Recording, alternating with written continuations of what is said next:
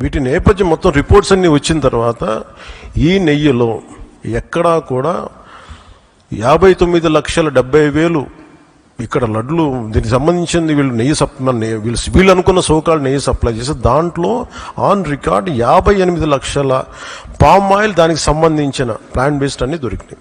అవి కాకుండా 1,70,000 నుంచి దాదాపు 2 లక్షల వరకు కెమికల్స్ దొరికినాయి. ఇవి ఆన్ రికార్డ్ వాళ్ళు కొన్నట్టు. మీకు టీటీడీకి మేము ఇన్ని లక్షలు 59 లక్షల పైచులకు నెయ్యి సప్లై చేసామంటే ఆ పర్టికులర్ కంపెనీ 58 లక్షల పైచులకు వీళ్ళు మనకి పామ్ ఆయిల్ దానికి సంబంధిత అన్ని కొన్నారు. అలాగే 1,70,000 ఈ కెమికల్స్ కొన్నారు.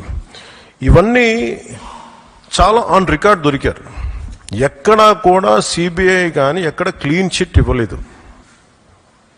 క్లీన్ చిట్ ఎక్కడ ఇవ్వలేదు. వాళ్ళు వెరీ క్లియర్ కట్గా చెప్పింది ఈ నెయ్యిలో పూర్తిగా ఇది ప్లాంట్ బేస్డ్, అంటే దీంట్లో నెయ్యి మన పాల నుంచి పాల కొవ్వు నుంచి రావాల్సింది, దీంట్లో ఇది లేదు. చాలా చాలా స్పష్టంగా అది చెప్పారు. మిగతాయి మేము నిర్ధారించలేకపోతాం, మా దగ్గర ఇన్ఫర్మేషన్ లేదనేది ఒక రిపోర్ట్ వాళ్ళు చెప్పింది. అలాగే national dairy development board very క్లియర్గా చెప్పింది దీంట్లో ఫిష్ ఆయిల్, అలాగే గొడ్డు కొవ్వు, పంది కొవ్వు, ఇవన్నీ లార్డ్ మన ఇంగ్లీష్ పదాలతో ఇవి ఉండే అవకాశాలు ఉన్నాయి. చాలా స్పష్టంగా వాళ్ళు ఇచ్చారు.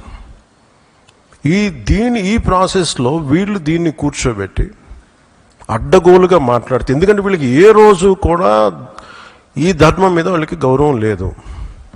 పైగా ఈ దొరికిన వాళ్ళ ఛార్జ్ షీట్లు మీకు చూస్తే, మనకి తెలిసిన పేర్లన్నీ చూస్తే ఇందులో ఎక్కడ మతానికి సంబంధం లేదు. ఇది భోలేనాథ్ బాబా కానీ మిగతా ఏ డైరీ మీరు చూసినా కానీ వీళ్ళు ప్రిడామినెంట్లీ దర్ ఆల్ హిందూస్. దీంట్లో అసలు మతానికి కానీ దీంట్లో ఒక ఇస్లాంకి సంబంధించిన వ్యక్తులు కానీ లేదంటే మన క్రిస్టియన్ సంబంధించిన వ్యక్తులు అసలు ఎక్కడ సంబంధం లేదు. ప్యూర్లీ మాట్లాడుతున్నాం అంటే హిందువుల గురించే మాట్లాడుతున్నాం ఇక్కడ. So there is no question of other religions here. ఈ ప్రభుత్వం గత ప్రభుత్వం విషయంలో కూడా మేము ఏం మాట్లాడుతున్నాం అంటే they never have respect for the traditions and ధర్మ ఆఫ్ దిస్ ల్యాండ్. అది చాలా ఆబ్వియస్గా చాలా మనకు తెలుస్తూ ఉంది. దాంట్లో భాగంగానే వీళ్ళు అదే చేశారు. చూసి ఈరోజు మాట్లాడి క్షమాపణ అడగకుండా తప్పు జరిగిపోయింది.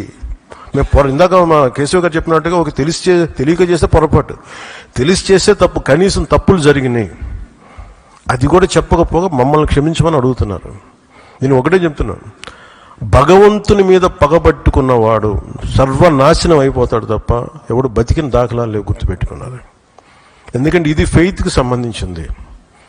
చాలా స్పష్టంగా చాలా క్లియర్గా సిబిఐ దాంట్లో మీరు కల్తీల నెయ్యి, మీరు అసలు నెయ్యి లేని దాంతో మీరు లడ్డూలు చేసి దాంట్లో మీరు ఇందాక చెప్పిన గ్లిజరైడ్స్ ఇవన్నీ ఉన్నాయి కదండి. దానికి మీకు ఒక రికార్డ్ చెప్తాను. 2019 నుంచి 2025 వరకు మీకు కనీసం ఒక నువ్వుల నూనె 180 రూపాయల నుంచి 268 రూపాయలు ఉండేది కనీసం 26కి ఈ రోజుకి. సో వీళ్ళు సప్లై చేసే కాడికి మామూలు బజార్లో దొరికే ఒక నెయ్యి కనీసం 420 రూపాయలు కిలో. 2019 460 రూపాయలు, 2020 21కి 500 రూపాయలు. అలాంటి నెయ్యి వీళ్ళొక్కళ్ళకి మనకి 300 నకిలీ 319 రూపాయలు ఒకటి, 329 రూపాయలు ఒకటి, ఇవన్నీ కూర్చోబెట్టి ఈ నెయ్యిని సప్లై చేశారు. దీన్ని బట్టి మనకు అర్థం, దీన్ని బట్టి బేసిక్ ఒక హౌస్ వైఫ్ చెప్పగలరు, ఒక గృహిణి చెప్పగలదు ఇది ఎంత కల్తీ జరిగిందనేది. ఇలాంటి నెయ్యిని కూర్చోబెట్టి ఇది భగవంతుడికి ఇచ్చి ఈరోజు బుకాయించి తప్పులు చేసి మళ్ళీ ఈరోజు ఏం లేదని మాట్లాడుతూ ఉన్నారు వీళ్ళు. మీరు వివేకానంద రెడ్డి గారు పబ్లిక్గా మర్డర్ జరుగుతుంది, రోడ్డు మీదకి వెళ్ళి చిన్నపిల్లవాడికి తెలుస్తుంది అత్యంత హేయమైనగా చంపేశారని. అది మర్డర్ కాదు, గుండెపోటని చెప్తారు. వెండి విగ్రహాలు పోతే, అమ్మవారి విగ్రహాలు పోతే పోయిందంటారు.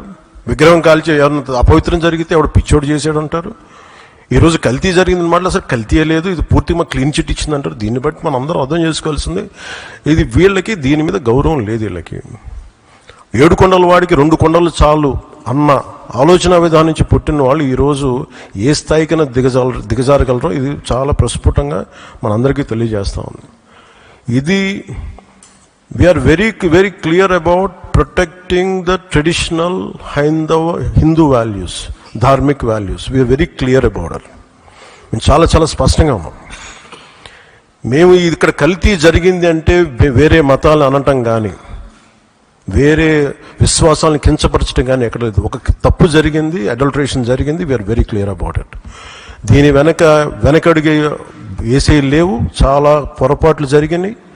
ఇది రిపీటెడ్ పొరపాట్లు కాస్త వీళ్ళని చూస్తే 2022లోనే వీళ్ళకి తెలియజేశారు. వీళ్ళకి ఇక్కడ కల్తీ జరిగింది 2022 రిపోర్ట్ ఇస్తే నేను క్యాబినెట్లో మాట్లాడుతూ ఉంటే దాన్ని తొక్కేశారు. దాని గురించి బయటకు తీసుకురాలా అంటే మీకు తెలిసే చేశారు. వీళ్ళని 2022లో మీకు కల్తీ జరిగిందని రిపోర్ట్ అప్పుడు వాళ్ళకి ల్యాబ్ టెస్ట్ వాళ్ళకి పంపిస్తే అప్పుడున్న టీటీడీ చైర్మన్ కానీ వీళ్ళు కానీ వాళ్ళు 100% తొక్కి పెట్టేశారు. దాన్ని బయటకు తీసుకురాలా. దాన్ని బేస్ చేసుకొని మళ్ళీ ఆల్రెడీ 22లో జరిగింది కదా, దాని గురించి సమాధానాలు లేవు.